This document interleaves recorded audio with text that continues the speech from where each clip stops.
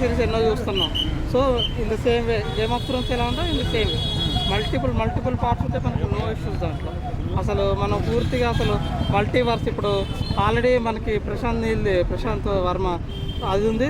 In the same way మనది ఇప్పుడు కూడా నాగార్జున కూడా 100% ఉంటుంది. ఒక we are expecting minimum about 6 to 10 parts. Family ఆడియన్స్కి నచ్చుతుంది అసలు ఫ్యామిలీ ఆడియన్స్ కదా sir.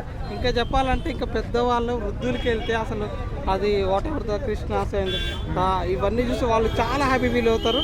I would like to request everyone to come to the visuals next level bro, next level.